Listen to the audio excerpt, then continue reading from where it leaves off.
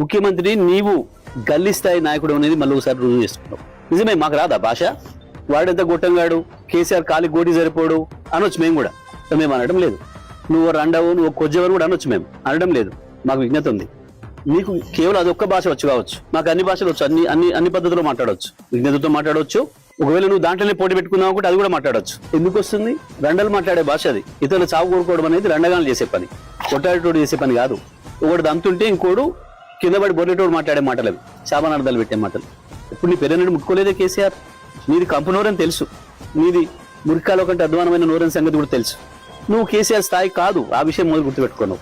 ఏదో తంతే పొరపడ్డాడన్న సామెతతోని అది నిజమైన పద్ధతుల్లో వచ్చి కాసేపటికి పదవిలో పడి ఉండొచ్చు నువ్వు, కానీ నీది ఆ స్థాయి కాదని మరొకసారి నిరూపించుకున్నావు. ముఖ్యమంత్రి స్థానాన్ని దిగదార్చే పద్ధతుల్లో ఎక్కడ మాట్లాడింది? ఎవడన్నా ఎన్నికైనా కొత్త సర్పంచ్లకు చెప్తే కదా, నువ్వు డెడికేటెడ్గా పనిచేయండి, అందరు కలుపుకొని పనిచేయండి, ప్రజలు మీకు ఇచ్చిన బాధ్యతలను పూర్తిగా నెరవేర్చండి, మీ విజయం సాధించండి అని చెప్పొస్తారు ఎవరైనా. నీ చెత్తవాగుడితోని వచ్చిన వాళ్ళ బ్రెయిన్ జడగొట్టి ఏం సమాచారం తీసుకుపోయారు, వాళ్ళు ఏం మోసుకపోయారు, నీ దగ్గర నుంచి మెసేజ్ ఇట్లా బూతులు మాట్లాడాలి కావచ్చు మేమని మోసుకుపోయారు. ముఖ్యమంత్రి అంటే మాట్లాడేటప్పుడు సోయిండాలి కదా. ఒకటి మాత్రం వాస్తవం రేవంత్, కేసీఆర్ ఏదో ఈ రాయి కట్టుకొని అండ్లబడిసావు, ఆ రాయి కట్టుకొని నిలబడిసావు అని మాట్లాడుతున్నావు కదా. ఒక్కటి వాస్తవం నేను చెప్తున్నా, సాధారణ ఎన్నికలు వచ్చిన మరుక్షణమే ప్రజలు నువ్వు ఎక్కడ రోడ్డు మీద కనపడ్డా తప్పకుండా ఆ బండరాలు నీకు గట్టి హుసేన్ సాగర్ లోనో మూసిలోనో పడేస్తారు. ఆ పరిస్థితి వస్తుంది నీ పార్టీకి, నీ కాంగ్రెస్ పార్టీకి. నీకు ప్రజలే బండరాలు గట్టి మున్సిపాలిటీ చెత్తను వారేసినట్టు తీసుకుపోయి మూసి నదిలో పారేస్తారు. గుర్తుపెట్టుకో.